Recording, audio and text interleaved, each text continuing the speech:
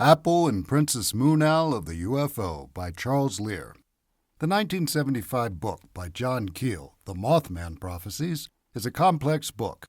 The book's through line centers on events in Point Pleasant, West Virginia, from November 15, 1966 to December 15, 1967. These involved UFOs, sightings of a winged humanoid with glowing red eyes dubbed the Mothman, and the collapse of the Silver Bridge, which spanned the Ohio River. But the book is about so much more than that. It can be read several times and, depending on the reader's perspective, be a completely different experience each time. It contains contactee stories, abductee stories, MIB encounters, grinning man encounters, a nighttime bedroom invader in a checkered jacket, strange metallic voices on the telephone, paranoia, poltergeists, and prophecies. The reader can dive in repeatedly and come up with a tale that is interesting enough on its own to warrant further research. The tale involving J.P. Parrow, Apol, and Princess Moon Owl is one of those.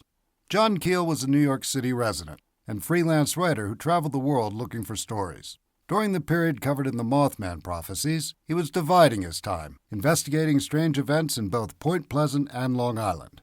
The Long Island tale begins in the book with Keel's investigation of reports of strange visitors by residents living on Mount Misery. Mount Misery is the highest point on Long Island at 400 feet. And, put simply, is a big pile of gravel left behind by the last glacier that stopped by around 20,000 years ago. One resident there told of being visited by 4 men, 3 of whom looked like Indians. They politely told her that her land belonged to their tribe and they meant to reclaim it. She was frightened by their feet. They had no car and would have had to walk through mud to get to her house, and yet they had none on their shoes. Keel was running into many similar stories of people who didn't seem to quite fit in. He was becoming convinced that the people being described were extraterrestrials from another planet or ultra-terrestrials from another dimension. Mount Misery has a long history of paranormal reports going back to the original natives who avoided it. The local expert on that history was Joanne Pirano. Keel got in touch with her. She introduced him to some local contactees, and things got weird. Pirano went by the name J.P. Parrow as a radio personality on WBAB Babylon, and Keel uses this name in the book. A character named Jane also represents Pirano in the book. Jane is used for episodes of alien/ultra-terrestrial contact, and Parrow is used for the less bizarre moments. The following is a tale told in the book. After a UFO encounter that involved missing time, Jane was instructed by a strange metallic voice over the phone to go to the nearby public library. She was told to look for a particular book on Indian history and read page 42. At the library, she was struck by the librarian's odd appearance, which was mostly due to her 1940s-style clothing. The woman handed her the book as if she was expecting her. When Jane went to read page 42, the print shrank, then grew large, and a message emerged. The message began with a friendly greeting and informed her she had been chosen for contact through autosuggestion, and that she must take notes when in the suggestion state. It was signed A. Powell. The text returned to normal, and Jane was sick and vomiting for the next 2 days. Jane began to see the librarian everywhere. At one point, the woman approached her and asked if there was any AU in the area. Jane described that her speech and behavior were bizarre, as if she were dead. The woman later stepped out of an alley and said, "Peter is coming." Jane connected the statement with the Catholic belief that Peter will be the name of the last pope. Then a new black Cadillac pulled up.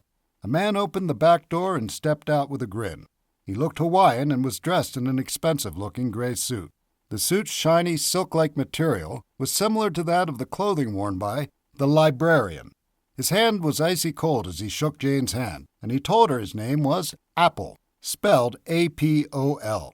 He gave Jane a small metal disc wrapped in an old parchment and told her to wear it at all times. She mailed it to Keel. He examined it and sent it back. When she received it, it had turned black and smelled like rotten eggs. In the meantime, Parrow was visited at the station by a very dark woman with glassy eyes, wearing a costume made of feathers. She was gasping for breath and managed to get out that she was Princess Moon Owl. She told Parrow that she had arrived from another planet in a flying saucer. Parrow interviewed her on tape, and she described her life on Ceres. She was familiar with the local flying saucer enthusiasts and called some phonies while praising others. As she talked, An odor like rotten eggs came from her that became gradually overpowering. Apol and his friends visited Jane and gave her details of Keel's investigations. They also gave her disturbing predictions to pass along to him. Keel then went to Jane's house, hypnotized her, and talked to Apol through her. Apol wanted to gossip about Marilyn Monroe and Robert Kennedy, and then warned that Kennedy was in grave danger. Apol predicted some plane crashes, and then went back to Monroe and Kennedy. The plane crashes came to be, and Keel was convinced that Apol and other entities like him were in touch with the future. He also found that when he'd think of a question, Jane would call him and give him a message from Apol that answered it. Besides Jane, Keel was getting messages from others whom he referred to as silent contactees because they avoided publicity. Through them, the entities gave predictions to Keel. Keel became more and more paranoid as the predictions got more and more dire.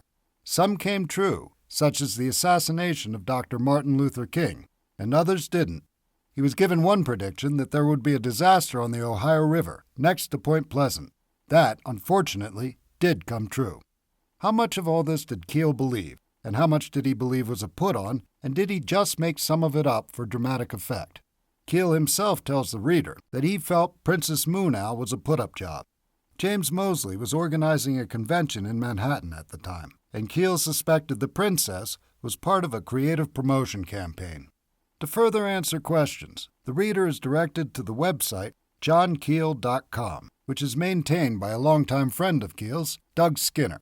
Keel's personal notes from this period and his correspondence with Pirano/Pero/Apol have been preserved by Skinner, who offers his comments. The first thing to address is the prediction about Dr. King. Keel wrote in his book that he received a phone call saying that King would be killed on February 4th. He attempted to contact King and never got through.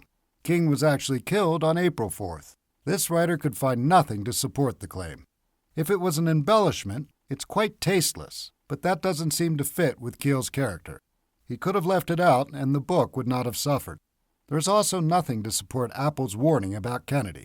Despite the apparent lack of support for the above, there is a great deal of evidence that Keel believed he was in contact with an actual entity named Apol. The story in the book of Jane's first meeting with Apol is taken almost verbatim from his notes, dated July 7, 1967. One detail in his notes left out of the book was that there was a phone in Apol's car. In notes from August 21, 1967, he wrote that a man named Joe Henslick called to tell him he was visited by a man who heard he'd seen a flying saucer. The man fit Apol's description, wore a gray suit, and there was a telephone in the car. Keel constantly refers to Apol throughout his notes, and his name is spelled variously as Apol, Appel, and Appell. There are other entities as well. There is Chloe, Agar, the librarian, and Argo. Keel's notes relate a phone conversation with Argo about politics that resulted in Argo angrily yelling at him. It seems as if Keel believed these were really alien beings with psychic ability and the capability of manipulating our reality. There is one document that Skinner posted July 13, 2018, that he found disturbing. It's a letter to Mary Heyer, a friend and a reporter in Point Pleasant, who handled the huge number of UFO reports that came into the Athens Messenger. The letter is dated November 3, 1967. Keel wrote that he believed there were UFO bases all over the Ohio Valley and that there was an alien military buildup taking place. He advises Heyer to only write about UFOs and not the people. What may startle those unfamiliar with this letter is this section. Mary, I have good reasons for suspecting that there may soon be a disaster in the Point Pleasant area, which will not seem related to the UFO mystery. A plant along the river may either blow up or burn down. Possibly the Navy installation in Point Pleasant will be the center of such a disaster. A lot of people may be hurt. If this should happen, notify me as soon as you can and write the story normally. Don't even hint to anybody anything about this. On December 15, 1967, the Silver Bridge, which connected Point Pleasant with Gallipolis, Ohio, collapsed into the river, killing 46 people. At the time, it was the deadliest bridge disaster in U.S. history. Keel came to believe that he was dealing with entities as confused as we are about our place and purpose in this universe. He ended his book with a quote from Charles Fort: "If there is a universal mind, must it be sane?